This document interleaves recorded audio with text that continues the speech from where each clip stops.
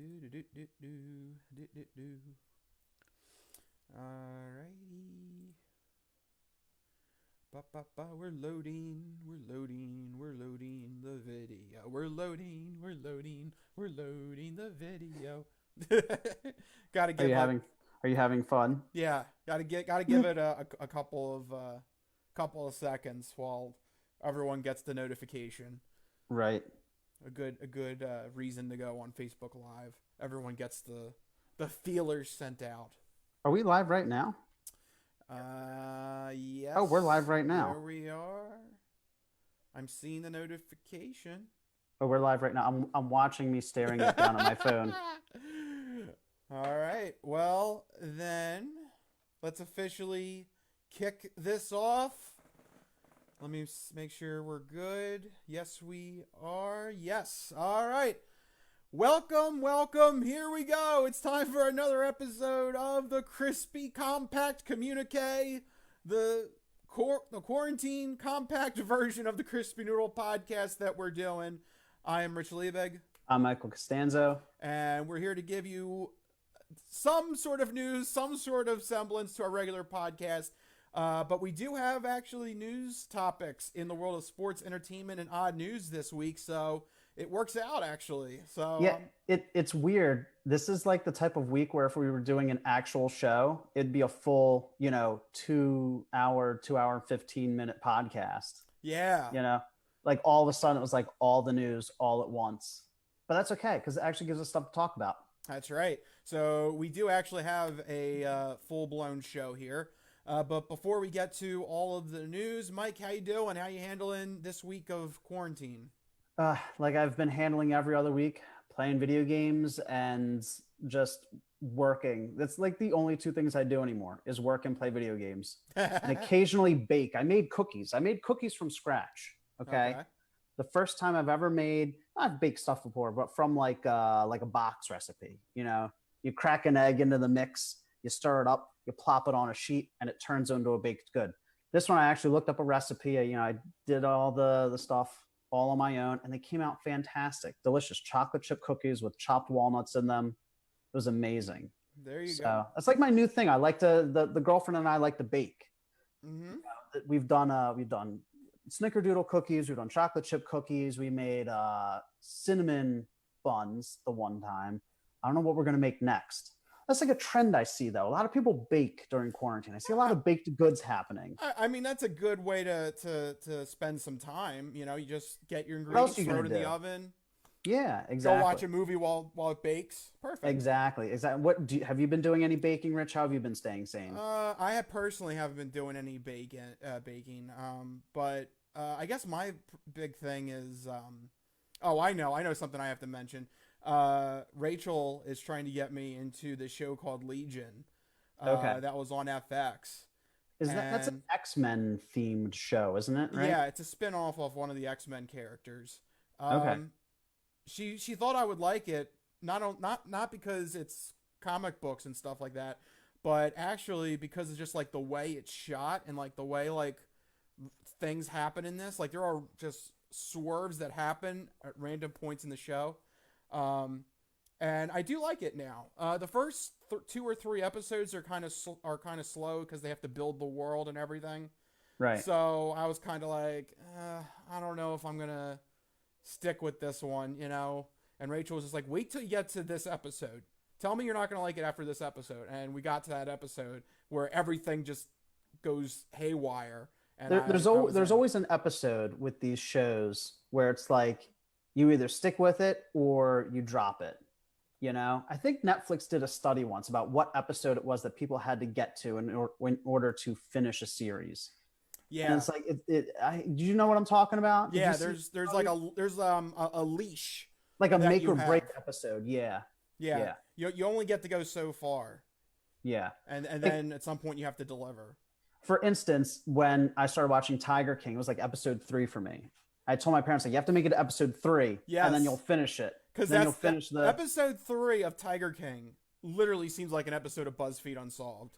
Oh, it does. And if you like BuzzFeed Unsolved, or if you like true crime, or if you like big cats, or it's like every genre ever. Mm-hmm. and I'm drinking a beer too. My dad's getting a very loud snack in the kitchen. This is the danger of doing Facebook Live. Yeah, what's Frank doing? He's just crinkling bags over there. I don't even know. Good old Frankie. Oh, he's putting Nutella on something. Yeah. Oh, they're rice cakes. He's putting Nutella on a rice cake. Look at that. Yeah, Frankie Five Angels Costanzo. Yeah, I heard it. We're live right now, Dad. We're live. Get him in the shot. Get him in the shot. We're live. Well, don't come over here then if you don't want to be live. There he is. Get him in. Get him in. Yeah, there's Frank. What did you say? He said we had ribs for dinner the one night. So for people that don't know, this is the rundown to Shot the Hell. For people that don't know, when we normally record, Rich would come over and we would have dinner. We would, prep for the show. We'd write the rundown. And then we would record, obviously. And, one of the favorite meals that we would always have is ribs because Rich loves barbecue. So we had ribs. Yeah. And my dad was like, oh, we're having ribs without Rich. This is so sad. So there you go. See that the quarantine is impacting us all. I know, yeah. my boy Frank, he's looking out for me. Your boy Frank, not me, but my dad. Yeah. No, I love Frank. Your dad's awesome. Yeah. All right, I know. We just went off. You know what should be expected. Yeah. Expect the unexpected. That's right. That is really the name of the game, though, when it comes to this next topic. Sports. The NFL had their draft, their virtual draft. Oh, my God. And there was a lot of unexpected stuff happening. Yes. Wow.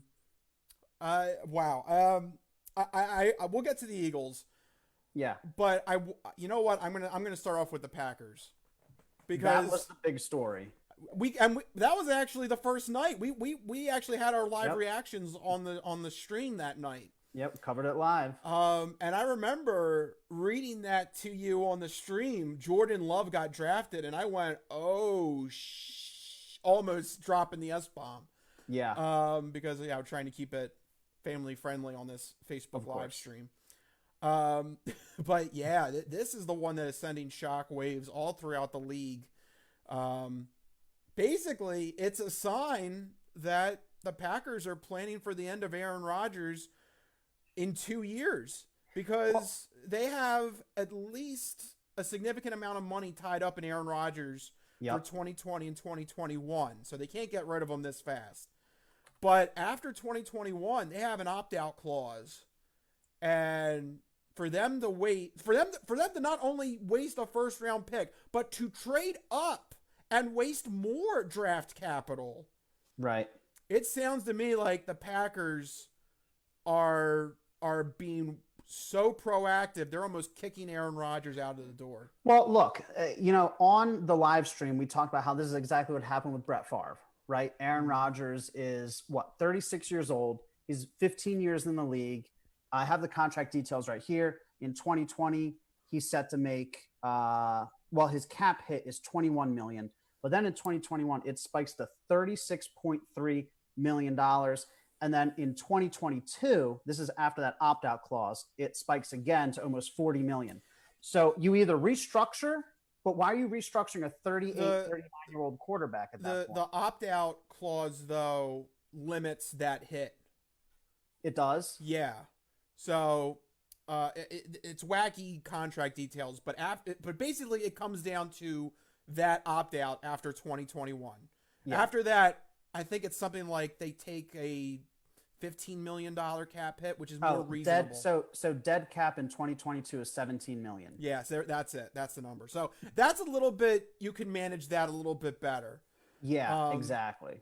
But I think they're just trying to do a literal copy and paste scenario from the Favre to Rodgers transition. I mean, look, it worked well the first time, right? If they really believe Jordan Love is the next Favre, Rodgers, no? Here's the difference. Okay, what's the difference? You tell me. Favre, there was reason to believe Favre wasn't going to have another heyday. As much as I love my boy Brett Favre, there was reason to believe he was about to go into the sunset. Right. He was on the decline. Yeah, he was on the decline. Aaron Rodgers, on the other hand, went 13-3 last year and went to the NFC Championship game. Yeah. So instead of getting that one new playmaker to maybe push them over the edge and get back into the Super Bowl, they decide to look back into. They decide to take a step back, and now we're going to plan for the future. Well, It seems very contradictory. To counterpoint here, I agree mostly, but to counterpoint, the NFL, good teams are always thinking forward, and you want to try and move on from players like you're going to get on my case here. But Bill Belichick always gets rid of players the year before they've overstayed their welcome. So you figure by the time the contract gets to an untenable position for the Packers, Rodgers is about 38, 39. But the contract is already in an untenable position right now. I mean, even more so. There's a big difference between 21 and 36 and 40. Like those are big jumps. Well, the 41's not real. That's if they Rodgers on. They would have to cut him. They would have to cut him. But that's past like a June 1st designation or something. It's something like that's not going to happen. The $40 million thing. Because they're going to cut him. Yeah, they would cut him before that designation. That's what I mean. They were never intending to keep him on past 2021. Yeah. Here's something else though that I remember you saying this about the Eagles when they made it to the Super Bowl and were Super Bowl champions. It is so important to strike when the iron's hot. The windows. You've said constantly the windows of making your Super Bowl run are extremely small, and you have a team that went 13-3. You're not gonna try and make that push. You think this is the time now to step back and think about Aaron Rodgers' successor? Well, I mean, yes, because 13-3. What is there to really fix other than scheme wise? You know what I mean? 13-3. Their defense. Their defense, they can add one or two players, but their window is now the next 2 years. They're getting ready for the window's going to close one way or the other. It's either going to close because Aaron Rodgers gets too old, or it's going to close because they're not prepared to move on from Rodgers when he decides to retire. Like the window is in a descending motion right now. Right. So why wouldn't you strike while the iron's hot? Try and get that last chance in. Because they still need to prepare for the future. I mean, yes, but you can do both. This is a move where they're doing both because Jordan Love isn't going to start until 2022. So they're going to use these next 2 years to try and get over that hump. But you waste a first round pick and more draft cap. All right, let me get this point too, because this will transition into the Eagles. I love how the people are complaining about the Eagles wasting a second round pick on Jalen Hurts. You know, everyone that railed against that move was like, "Oh my God, a second round pick!" Imagine if you're a Packers fan, you blew a first round pick. That's supposed to be a first round pick. Is supposed to be somebody that's starting for your team this year, and the Packers just threw it away. Well, I see. I don't know that it's throwing away when your quarterback is 36 years old. Yeah. 36, going to be almost 40 when the time this contract. What? I love that 36 going on 40. Well, by the time this contract reaches you made it sound like it was just next year. Yeah, he goes from 36 to 40. Yeah. Bam. I mean, but what I'm saying is that he's, by the time that we get to, the point where they would have to make a decision on the contract, he'd be about 38 years old. You know, I know Tom Brady is setting precedent for, longevity for quarterbacks, but the reality is that the human body just won't play after a certain point. Yeah. You know what I mean? Like Tom Brady is the exception, not the rule. Right. So they have to be forward thinking. Yes, it's a lot of capital in the position, and we're going to get to that more when we talk about the Eagles, but you have to start thinking about that transition at some time or another, or you run into situations where other teams move on from a quarterback and have no option ready, and they just stagnate for a few years. All right, then let's get into the Eagles pick. Okay. Because don't flip the switch on me now. I'm not going to flip the switch. Are you going to say that the Jalen Hurts pick was a reach? Yes, I am. I'm going to flip the switch. No. You can't have it, No, hold on. There's a difference. I'll tell you what the difference is. The difference is 9 years, my friend. 36 and 27 are two completely different numbers in the NFL. One is on the absolute wrong side of 30 and 35. The other one is still in its ascendancy. Okay? Mm-hmm. So it's comparing apples and oranges. You can't say Aaron Rodgers at $40 million a year, almost 40 years old, is the same as Carson Wentz at 27 years old, under 35 million a year. It's two completely different scenarios. It is absolutely. But here's something else that I think you have to that skews the perception of that pick. Number one, that was a second round pick, which is a little bit more palatable. I know it's still not an easy pill to swallow, but at least it was a second round pick, a day 2 pick, not the first round pick. We have to say it out in the open. Wentz, he has a history of getting hurt. This is a team that needs a steady backup quarterback. We need to have somebody that I forget who it was on ESPN. When a franchise quarterback goes down, there's a mentality, oh, that's it, the season's over. Well, in the case of Wentz for the last 3 seasons, we can't have this mentality. We just can't. He goes out. He's had multiple injuries. If that was the case, we would have never had the Super Bowl run. We would have never had the double doink year. And that can't be an option for this team, because once he gets hurt, he makes aggressive plays for better or for worse, and he gets himself hurt.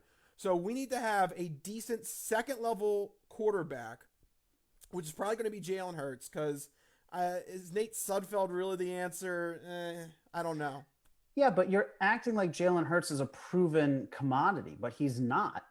You can't say not in the NFL scheme. Hold on. Here's my issue with it. Say you bring him in to be the backup, right? We don't know what training camp is going to hold. Okay, there might not be training camps. So you're already penciling him in as the number 2. He's going to have even less experience than normal rookies because of the weird pandemic issues that are going on. So this whole notion that he's going to step in and be like this reliable backup is, I think, a non-starter, because he's going to have less time than usual, less preparation. He's still a rookie on top of all that. And Nate Sudfeld knows the place. He's been in the system. So I think you have to pencil him in as a third, or what some people are suggesting, he's going to be a gadget player. I don't think he's going to be a gadget player either, because the Saints are the only team that runs that system, and they don't even run it all that much. And every time they roll it out, I'm like, oh my God, here's this stupid gimmicky thing. Remember when the Wildcat was going to be a thing? Yeah. And then the Wildcat wasn't a thing? So for me, the issue with the Jalen Hurts pick is that it's not just the capital in this draft, is the capital from the 2016 draft that we used to go up and get Wentz. And then the capital in the actual money spent on Wentz, the money we've spent on the quarterback position the past several years in retaining Foles for $14 million and McCown for a veteran minimum, and now a second round pick. So it's like a cumulative snowball of capital and draft stock that we've put into this position the past 4 years. But don't you think that it was a necessity, considering Wentz keeps getting hurt? I mean, yes, it's a necessity to have a backup quarterback in this league, period. But if we're assuming that Jalen Hurts is going to be the number 2, I think we're giving him way too much credit for an unproven player. Well, all right. So maybe not right off the bat, considering the coronavirus and everything like that, but I would have to figure he's going to be the number 2. Maybe eventually. He's going to be. But there's also the comment that the Eagles made that said they want to be a quarterback factory. And that type of language makes me think they're going to, bring in these quarterbacks and they're going to flip them for draft picks later on down the line, because you have your franchise quarterback. So it's just odd. You just don't see teams drafting quarterbacks that high unless they're going to replace the quarterback. Unless they're the Green Bay Packers. Well, no, unless you're planning to replace a quarterback, which the Packers are in the next two to 3 years, or you're looking to make a move with them or use them in another role. Like, it's just odd is what it is. So my understanding is they're probably going to try and flip them like 4 years down the line. That's what Bill Belichick did with Jacoby Brissett and what's his name? Garoppolo. Yeah. Garoppolo played in this, he was, he played in the Super Bowl. I would say, though, I can believe the Hurts pick a little bit more. I would also say, too, and I mentioned this to you in text, that the NFL is now actually shifting back to a roster where you need 3 quarterbacks. I think we've had this for most of the 2010s. we've had this belief that, oh, you only need 2 quarterbacks. Because Yeah. there was that theory. If your starting quarterback goes down, your season's already shot right then and there. But Right. after the Eagles made the Super Bowl run in 2017, that's out the window now. That's no longer an excuse. You lose your quarterback, it's next man up. And I think teams are starting to realize that, and the Eagles are trying to get ahead of that. The Saints just signed the guy in What's Tampa his Bay, face? Jameis Winston. Jameis Winston, yeah. And they know, Even though they already have Taysom Hill. So, yeah, that's they've got 3 3 quarterbacks now. potential starting quarterbacks, if you believe all the hype about Taysom Hill, which I don't, because otherwise they would do something with him. Breeze is ancient. Breeze it's another Aaron Rodgers. Like they're holding on to all these ancient quarterbacks. There's going to come a time when they're not going to be able to perform anymore. We should have a list of the quarterbacks that you hate that are but because of irrational reasons. Oh, that list would be like pages and pages long. Taysom Hill, Kirk Cousins. It's literally every quarterback except for a quarterback in an Eagles jersey. And Tom Brady. You love Tom Brady, so that he goes away. I don't love Tom Brady. You gotta stop with this nonsense narrative. Get out of here. Yeah, just for you. Just for me. Just for you. Should we go over some of the Eagles' other picks? So we spent a lot of time talking about quarterbacks. Yeah, real quick. Yeah, let's do that. Yeah, real quick. We spent all the time talking about these other guys, but the real name on the list that I want to get to is our first pick at 21 overall, Jalen Reagor, wide receiver out of TCU. Name of the game, speed. We reacted to it live. We thought they were going to go Justin Jefferson. Yeah. They didn't. They went Jalen Reagor. How's it sitting with you a week later now? I'm fine with it. I just needed. It had to be a wide receiver. Yeah, that would have been the ultimate screw up if they had taken another position. Yeah, because it's clear as daylight this team needed new blood in the wide receiving core. So I'm just glad we got somebody. Was it a reach? Well, we'll see. Time will tell on that. But from what Howie says and what Doug Peterson says, they said he's going to be a great fit for the offense. It fits their new philosophy on the offensive side of the ball. They want speed all the way around. And a lot of people are saying that this guy is like Deshaun Jackson Jr., which if that's the case, then we saw what Wentz can do with a Deshaun Jackson type receiver with Deshaun Jackson in the first game last year. Well, remember in 2017, we didn't have Deshaun Jackson, but we had, his name escapes me now. Who was the speedy wide receiver we had that didn't really catch anything? But he was a vertical threat. What was his name? Help me out here. What? Torrey Smith? Torrey Smith. Yeah, there we go. I couldn't remember who it was. But so here's the thing. I thought he was a reach on draft day. And the more I think about it, and I'm reading the comparisons to Deshaun Jackson. I'm reading the reasons for his lack of production at TCU, really bad quarterback play. You know, the offense was not that great. I'm starting to view him in a more positive light because we can't discredit what those types of vertical threats do for an offense, specifically the Eagles offense. The Eagles offense, bread and butter, is tight end play over the middle. Yeah. And it's the running game and getting the ball into the hands of the running back in passing formations as well. How do you clear out the middle of the field? You stretch the field. What could we not do last year? Stretch the field, because Alshon Jeffrey was this slow plodding. I mean, basically, you add 150 pounds to him, and he's an offensive lineman. You know? Yeah. I hate to say it, but he's forget prime. He's like well past his prime. So Jalen Reagor fits perfectly within our scheme. He fits within the concepts the Eagles want to run. Now, was he the best player available? We'll debate that until we're all blue in the face, and I'm sure that the pundits will love comparing CeeDee Lamb and Jalen Reagor and Justin Jefferson for the next decade, because those were the 3 wide receivers that were in play when the Eagles were getting close to their pick. It'll make for good news headlines and, pulpy sports media articles throughout the season. But Jalen Reagor was the correct pick for what we needed and the concepts that we want to run. Now, did you hear the report that said that the Eagles were looking into trading with, I believe, the Falcons to jump ahead of the CeeDee Lamb pick from the Cowboys? But in order to do so, they would have had to have lost the second-round pick. Yeah. So you could make the argument. Would you rather have CeeDee Lamb, but that's it, or the two Jalen's. Right, the two Jalen's. Sounds like a movie. The two Jalen's. Well, we have three because of Jalen Mills too. We have all the Jalen's. The three Jalen's. That's the three. That's the secret to getting drafted by the Eagles. You have to. Your first name has to be Jalen. Now, why didn't we get Jalen Ramsey? Answer me that, Rich. Answer me that. We missed the boat. We could have 4 of a kind. We could have 4. Oh my God, nothing beats that. Oh. Yeah, we're collecting all the Jalen's, but yeah, it's interesting. Yeah, I heard that rumor about they wanted to go up and potentially get CeeDee Lamb, but the asking price was too high. They would have had to sacrifice a second-round pick. But here's the thing. They had, from what I understand, their wide receiver draft board was CeeDee Lamb and then Jalen Reagor. Like, those were their 2 top guys that they wanted. Well, obviously Jerry Jeudy too, but he was gone. An impossibility. But within that range that the Eagles were picking, their 2 targets were CeeDee Lamb and Jalen Reagor, and apparently they had them on basically equal footing. So in the Eagles' eyes, it's not that much of a difference.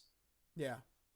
Justin Jefferson was more of from what I hear, more of a slot, slow, over the middle guy, but we have tons of those already. Right. We needed someone just with blistering speed to just stretch the defense. So we'll see, if it's, if it was a reach of a pick, but for right now, the Eagles got a new wide receiver, one that can make a contribution on day one. And that's what this offense needed. So absolutely. At the end of the day, it's not the worst. At least they're not the Packers. You really hate that Packers pick, don't you? I'm sorry. It's mind-blowing to me. It makes sense to me. They're repeating the Brett Favre formula. But after coming off a 13-3 season, you're willing to just balk? That's it? I'm done? Because you have to see the future in the NFL. You have to have a magic 8 ball. If you hold on to a player 1 year too long, like Alshon Jeffrey, you run into problems. All right. Well, we'll agree to disagree on that one. We'll see. Time will tell. Yeah. We got to get to other news besides sports. I know. Mike, do you realize that for the last 5 hours of the Crispy Noodle podcast history, we've been talking sports? So we need to jump. I know. We need to jump to entertainment, one of our favorite topics, video games. Sony and PlayStation announced a couple of new release dates. First, they bumped Ghost of Tsushima from June 26th to July 17th. And that's disappointing for some people, but it's exciting for the vast majority of people because they did it in order to make way for The Last of Us Part 2. Yes. Which is now coming out on June 19th. We talked several weeks ago how it was delayed indefinitely. And it was all doom and gloom. I said, and I'm, always proven wrong, that, not to expect this game until 2021 because it didn't want to, interfere with the PlayStation 5 launch and all that stuff. Well, I should have waited 2 weeks to make a statement like that because Sony comes out and announces that it was only getting a month-long delay. But I don't think they intended that to happen. No, I don't think so. A few days ago, cutscenes from the game leaked online. Yeah. Which is devastating for a game like that. Yeah. Which is all about the story and it's all about the twists and turns and the characters and, they didn't want it to be ruined for everybody. So now they're in full-on scramble mode probably to try and ramp up. I guess it's still the physical production that's the bottleneck to get the discs printed, to get them out to store shelves. Because digitally they can just release it. Yeah. Whenever it's done. If it's done. We don't really know. No. But I would have to imagine it's probably to the end of the complete cycle. I mean, they were working on it for a while. Right. And June 19th, if they're not close to being done by now, after having announced a third release date, because remember, it was supposed to come out in February, and then it was May, and then it was delayed indefinitely, and now it's June. So if they don't hit this release date, it's going to look really bad, especially with the leak online. Which, be careful online, everybody, because I hear people are spoiling it everywhere. Which is it is very really awful.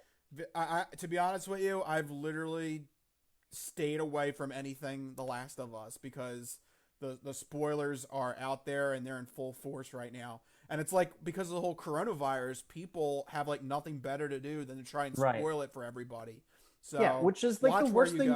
The worst thing you can do. Why would you get joy from spoiling other people's enjoyment? Yeah. You know, People love to be the spoil sport. they really do. Yeah. It's awful. So just be careful online. We're all looking forward to it. I have a pre-order. Do you have a pre-order, Rich? No. Uh, I'm saving up my money. Saving up your money. That's a Yeah. smart move. Yeah. That's a smart move. Um, so yeah, we're all looking forward to The Last of Us Part 2 coming out on June 19th. There's another little bit of news here that's really interesting. One of the side effects of the pandemic has been the premium video on demand market, where movie distribution chains are releasing movies online instead of releasing them in theaters. And the big one that just was released was Trolls World Tour. Universal put that out, premium video on demand, and apparently it made a good bit of money for them. And so Yeah, boy, people love Trolls. people love Trolls apparently. So here's the thing. Now Why? Universal, I don't know. I have no idea. Who? People are desperate for content, Rich. Who? There hasn't been a new movie in months. People are desperate for content. Trolls, though, is not anywhere near my list of things I want to watch. But here's the thing, it's not near your list, but families with kids, they're like, just give us something instead of, Frozen 2 for the 30th time. Well, it sucks to be you guys then. Sucks to be you. You're so callous. Put on Scarface. Let the kids learn. Oh, Rich. Don't be annoying. Put on Scarface. Yeah, it's time for the kids to learn about drugs and how the world works. It's time for the kids to learn about drugs. Anyway, back to the topic at hand. I'm going to try and keep this train from going completely off the rails. The whole thing here is that Universal is really in love with this premium video on demand thing now, at least for its lesser films. They want to do more of it. Movie theater chain AMC has a big issue with that because they're like, look, we talk about it all the time that movie theaters are like a slowly dying breed here. And so this is a threat to the movie theaters if big distribution studios like Universal decide they just want to do premium video on demand. So AMC, of course, is reacting by barring Universal movies from showing in their theaters until they, honor the theatrical release window of, I think it's, 90 days is the gold standard. Yeah. So what do you think of this? Is this for real, or is this just a pissing contest that's going to blow over after the pandemic? I'm going to go with pissing contest because AMC and Regal and these movie chains are in no position to bargain.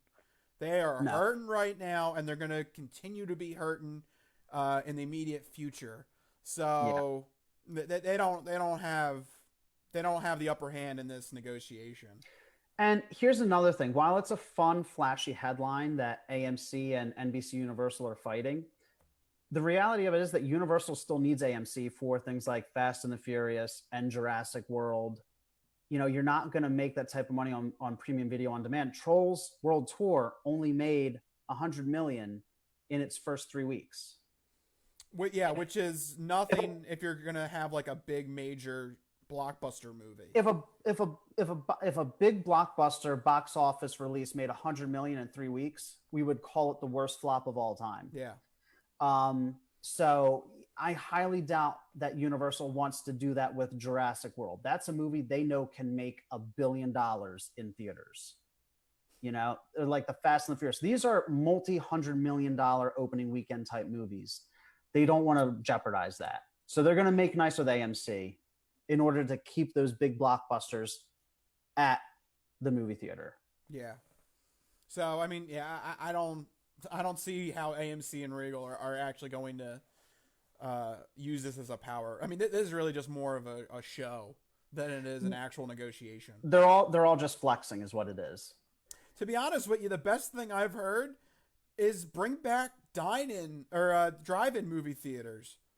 I mean, right now, that'd be awesome. That would everybody stays in their car.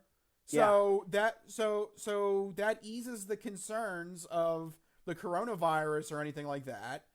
I'm sure you could find land somewhere other than, in the major cities, but suburbia, you could find land to do it. Do it like a high school football field or something. Yeah. Yeah. So, if anything, that should be making a comeback. I would say they would have more power than AMC and Regal right now. They have no Right. power right now. No. And the reality of it is that when this whole thing blows over, the movie theaters, the ones that continue to exist, will go back to operating the way that they were. I think it'll be interesting that some of these studios might release smaller films straight to premium video on demand. Because I don't think the theater chains wanted Trolls World Tour. No. You know, it wasn't projecting to be a big seller. And that's why, if you look at the movies that Universal wants to release to video on demand, they pushed Fast and the Furious, they pushed Jurassic World because they want to wait for the theaters to reopen. But they're okay with like, okay, we'll give them, I don't have the name of the movies right now on me, but like the smaller movies that they know won't make any money. You know what I mean? Like I forget what company wanted to do like Artemis Fowl on, oh, there it is. Yeah. Trolls World Tour, Warner Brothers is going to do Scoob, the Scooby-Doo animated movie. Scoob! You know, and Disney is doing Artemis Fowl. Like, these are not movies that anybody was clamoring to Scoob! see. I can't wait for Scoob! It's not a go to the theater movie, though. It's going to be the Citizen Kane of 2020. Scoob! You never know. Stranger things have happened. The first Venom movie did very well, and that was supposed to be trash. But that's the point that I'm making, is that these lesser movies, they'll probably shift to premium video on demand, and they'll save the big stuff for the theater chains. Slowly but surely, the theaters will die eventually. But yeah, at least in its current state. It can't last. But AMC and Regal aren't going anywhere because of the pandemic, at least not right now. Yeah. And Universal knows that. Universal needs them. They need Universal. I like how you put it. It's a pissing match. It is. They're all flexing. Yeah. Everybody's bored. You know? I bake, and multi-million-dollar companies get into feuds. You know, it's what we do. There you go. Perfect. Yeah. Speaking of things that you do when you're bored, a good thing is some wacky news headlines that I research, and I still research them, even though we're living in a weird quarantine period. That doesn't stop people from doing weird doesn't things. stop odd news, no. And of course, the story is Florida. Of course it is. So, Mike, could you do the honors? Who is this effing guy in Florida? It's Florida, and they're crazy. Boy, it's like I have my soundboard right there. I know, right? That's the only clip you got on it, though. Yeah. So it's Florida, and they're crazy. Yeah. What are they doing down there? All right, so I have to mention this story because it has to do with golf. I'm bringing up golf. Any chance that I can bring up golf, I have to bring up golf. I know you're missing golf, buddy. Yeah, there's no golf happening. I know. The British Open, golf season for you. The British Open got canceled outright. Yeah. The Masters, they're saying maybe there's a chance to play it in October or November, but that's still a whiles off. Yeah, so. It's also in the middle of football season, so Mike, we're gonna have to talk about golf in the middle of football season. I don't know if we're gonna have room for it. Yes. But, you have a chance to talk about golf now. Yeah, right now. So what is this? So it's golf and odd news and Florida together. This sounds like a match made in heaven. Yeah, this is perfect for our show. Okay. This is a real story. Angered that a group of golfers was violating rules on the golf course adjacent to his home, a 74-year-old Florida man threatened the players with his BB gun, according to cops. Yeah. Golf rules are serious business. So wait, so he was in his home and he was observing them playing golf. Yeah. Incorrectly. Yes. How dare you? And it offended him so much that he got his BB gun to demand they play it by the correct rules? You must play by the rules. You must play by the USGA rules if you're going to play in Florida. Okay. I'm really interested to know what rules were they breaking that he thought it was BB gun worthy. Well, here it is. 74-year-old John Robert Orr shouted at the golfers.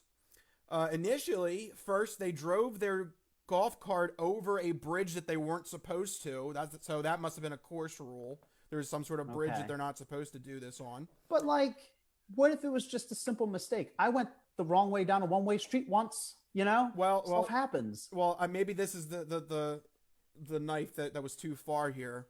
Okay. Then the golfers drove the golf cart onto the putting green at the 8th hole.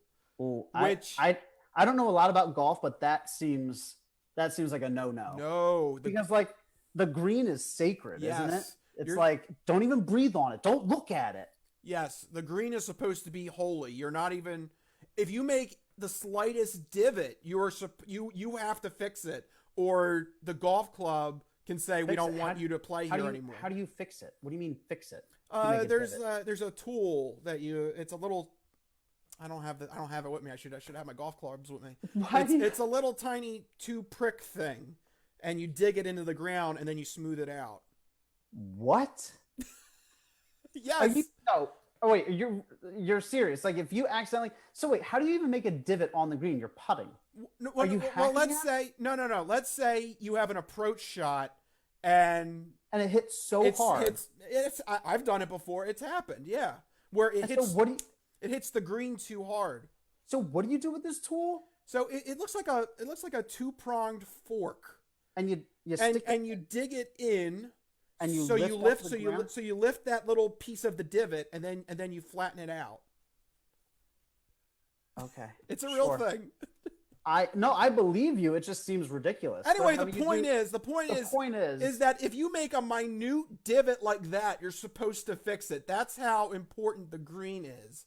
And these guys are just going crazy with a golf cart over They're doing donuts apparently on the green in a golf cart. No good. That's not proper.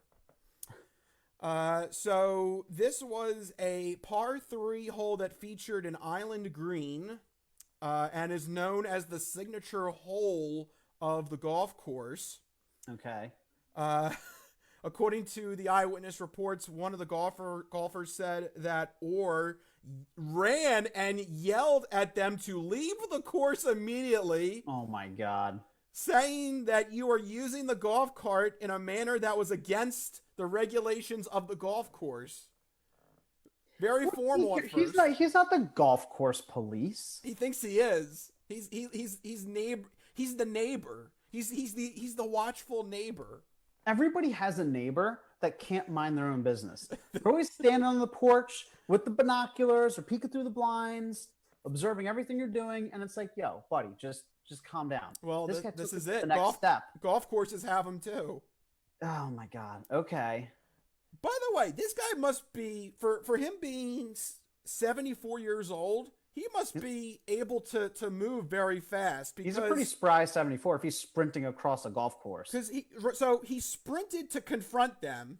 Right. All right. Then he runs back to his house, grabs a Winchester BB gun rifle, and runs back to shoot at them. That's too much running. That's way too much running. He's spry. You're absolutely right. I couldn't do that. Yeah. I wouldn't have made one of those legs. Because he ran out, then he ran back. So it was 3 trips that he ran. At this point. And then back with the BB gun. At this point, I'm not done yet. Oh my God, he did more running? So at this point, the golfers flee. That's it. It's game over. Yes. The front 9 is over. That's it. We're not going through this. This is it. A guy's chasing at us with a gun. That's it. I mean, we're if done. an old guy approaches me at full tilt with a gun, I'm gonna leave too. Yeah, that's it. That's the end of the game. It's just a safe bet. Yeah. So at that point, when the golfers went away, then Orr ran back to the house and immediately contacted the golf rangers to report the incident. No, stop. I mean the golf rangers. Yes, that's apparently what they call the people monitoring the golf course. Do they have like little red and blue lights for their golf? They should. Their golf carts. Yep. The golf rangers. We heard that you're treating the course not properly. Please report back to the precinct. Do they arrest them? Do they have golf? Yeah. See, this is Oh when my we needed the God. podcast. I would have had This like is when we need the sound effects. I I know, would've- because you could do the Law and Order dun dun. yeah, or bad Dun. boys. What you want?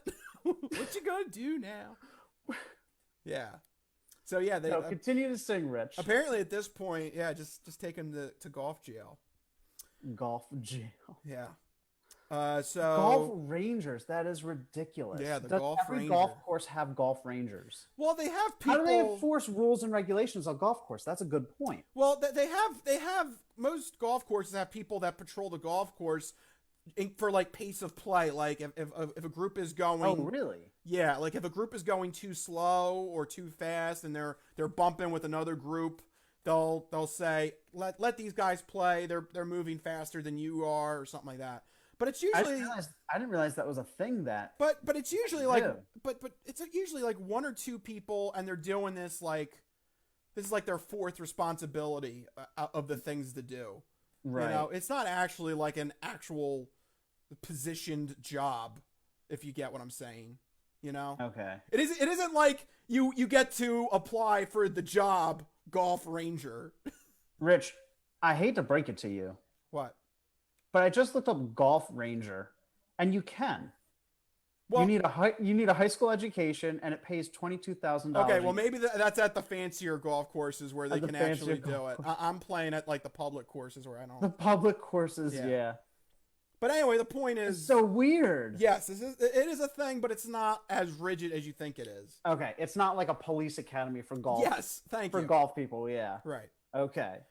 So at this point, I gotta remember where I was in the story now. Now I lost. So he did four wind sprints, is what's happening here. This guy's running. He just ran back and he called the golf rangers. Yeah. They dropped in. They parachuted in. They parachuted. When you say golf rangers, that's what I have in my mind. Just like this Black Hawk helicopter swooping down, and the guys are like rappelling down. You know. At that point, that's when cops showed up because they confronted about his use of the rifle, or replied that he, quote, could not remember what he did, but that his intentions were that he did not appreciate the way the golfers were shouting back at him. After Orr turned over the BB, But he already had the gun. no, but he's very upset that they didn't follow his recommendation. directives. Yeah, his directions. Yeah. Yeah. After Orr turned over the BB rifle to police, he was arrested on multiple counts of aggravated assault with a deadly weapon. Yep. Which is a felony. So Yep. I hope he found that very rewarding because now he has a felony charge waiting for him. I mean, it's all worth it in the name of golf, right? He'll get all the felonies for golf. That's ridiculous. How did you wind up in the slammer? Oh, I was The guy killed golf- a guy. What did you do? I was golf police. I was golf police. I was the golf police. Take care. Oh my God. Yeah. I don't know. I just can't muster that much. I don't know. Maybe it's just because golf isn't that sacred to me, but I don't imagine that I could muster that type of energy to be like, one, policing the golf course of my own volition, not as my job. He's just watching. Yeah. You know, he's just like, you know. He's not an actual golf ranger. No, it's just a dude that lives next to a golf course, and that's his hobby, is watching. I guess that's a hobby, watching people golf. But like, I don't know. Why does he feel like he should take it upon himself? Why didn't he just call the golf rangers? He's standing in his home. He could call them, and they could get there. You know, No, he had to do it himself. But they could have gotten there faster than him running 3 wind sprints back and forth. No, he's super old man. He's he's a superhero now. Yes, I'm gonna get there. I Super confront golf ranger people. guy. Super golf ranger. Yes. Oh my God. There you go. So that's what I have for you with my odd news nugget. All right. So with that in mind, before we wrap it up, we like to do a little bit where we go over some further apocalypse activities that we can recommend for you guys at home while you're in quarantine. So, Mikey, what do you recommend people do? I just started this new show called, people have probably already watched it because it's like 5 years old by now, but I'm always perpetually late to everything, called Schitt's Creek. It's very funny. If you've ever seen Arrested Development, it's very much in line with that, where it's a wealthy family that gets everything taken from them except for this town that they bought as a joke. So then they're forced to go live in this town that they bought as a joke in this like seedy, like rundown motel. And they're just the most ridiculous, obnoxious, absurd people ever. Like the mother of the family, as the IRS is taking all their stuff, she's like frantically packing her collection of wigs, and like each of them has a name, and she literally shouts, "They're stealing my soul." You know, it's like that type of eye rolling, obnoxiously absurd behavior, but it makes it so much fun. It's just the every character is a caricature, right? They're just these wildly exaggerated, like just completely outlandish people, and it makes for a very funny watch. So that's what I've been doing. And like I mentioned earlier, baking, playing video games, same old, same old. You know, I'm running out of things to do. You know, there's only so many movies and video games you can play. What? I There's know a whole believe it or not. database of movies. Yeah, but some of them I don't want to watch. What, you don't want to watch Scoob or whatever the hell Trolls that was? World Tour? Yeah, No, not and not at Scoob? all. Not at all. No Scoob. Well, you give me some recommendations. What have you been doing for some apocalypse activities?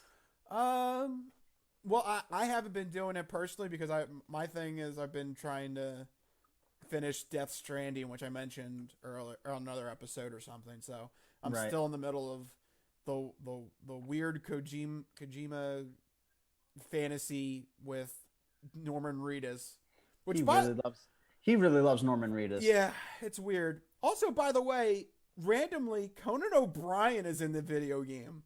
Yep. That There's happened. a lot of weird cameos from what I understand. That happened last night. I'm just playing it like midnight, and all of a sudden Conan O'Brien shows up. I'm like, what the hell? Okay, whatever. I'll go with that. So that's what I'm actually doing. I would like to recommend though, because today's the last day of April. Tomorrow's May 1st. Next week, Monday, is going to be Star Wars Day, May the 4th. May the 4th. So I'm calling all Star Wars fans to be ready and watch the Star Wars movie of your choice and enjoy some great some great action with the Star Wars franchise and a special noodle feature that will be published on May the 4th. So everyone keep an eye out for it. There. Yeah. It's actually something we covered on the podcast before. But sometimes every now and then I like to isolate certain clips that we did on the show. And with it being May 4th, I figured the most recent Star Wars block of discussion that we did in 2020 deserves its own piece and written up article. So keep an eye out for it on May the 4th. Yeah, and everybody watch their favorite Star Wars movie. Yep. Rise of Skywalker. No, I'm kidding. No. I think it's coming out on May 4th, isn't it? It should. If Disney was Or did smart. I just imagine that? I feel like I may have imagined that. Don't listen to me. It should. That would be the ideal thing to do. You would then you can watch the whole 9-movie saga. It'd be a good way for them to make money too. Everybody's Yeah. stuck in quarantine. I mean, think about it. Yeah. Everybody would like buy it. Although No. I would say 10. Make sure you add Rogue One. Yeah. Just clarification. Disney Plus gets Rise of Skywalker on May 4th. There you go. We have Disney Plus. You can watch every movie straight through. There you go. You can literally start, and you can have a whole day marathon. Go for it. You're gonna do a full series watch? I don't know about a full, because that would literally be, That's a lot of movies. 20 hours straight. So I don't think Rachel would like that. Just selected features. Yeah, I'll probably The original trilogy. I'll watch Empire Strikes Back. Empire Strikes Back is so good. It's so good. Yeah. So, that's my recommendation for activities that you can do. But we're getting to the end of the show. I'm getting to the end of my beer. Yeah. Mike, anything else you want to tell the people while we got them on this wonderful quarantine night, last day of April? Just the same log off that I've been using for the rest of the quarantine. Everybody stay safe, stay home, have fun playing video games and watching movies and TV shows, and just yeah, just hang in there, everybody. Yeah. Hopefully this has been a nice little respite for you all. Yeah. It's been definitely interesting doing this new version of the podcast, the Crispy Compact Communiqué. Um, Let us know in the comments, what you liked, what you didn't like. Um, Also, I'm new to this whole streaming thing, so I don't know. Maybe if there's a way to make my broadcast a little bit better, let me know. But this has been a weird and interesting experiment that we've gotten to do during the quarantine time. So we're glad that you guys have watched it on Facebook Live, on YouTube. And if you're listening as still a podcast, yeah, we're on Spotify, Google Podcast, Apple Podcasts, the whole Everywhere. shebang. Yeah, so Yeah, make sure you subscribe to the podcast so you get the latest episodes downloaded for free whenever it launches. Our release schedule is a little bit different now because we do the live shows. it's a little disrupted, but we're still releasing new content. The point is, every week you still get a good heaping dose of the two of us. Yeah. And make sure you tweet at us and let us know what's happening in your world or something that you want us to cover on the next episode of the Crispy Compact Communique. I am at Rich Liebig, RichLiebig. I'm at Mikey Costanzo, MikeyCostanzo. Or you can tweet at the Crispy Noodle or follow us on Instagram at the Crispy Noodle Podcast. So that's how you get Just reach out on any of our channels. Let us know what you want us to cover. Again, if you send us a question, any question whatsoever, we'll probably cover it. Yeah. So have at it. Yep. We love fan interaction. So let us know what's happening and what you want us to cover on the next episode. All right, but for right now, I'm down. I'm finishing this beer and I'm done. So that marks the end of the Crispy Compact Communique. That's the end. End of the beer, end of the show. That's it. So we'll see you guys next week. See you guys. Later. Bye-bye.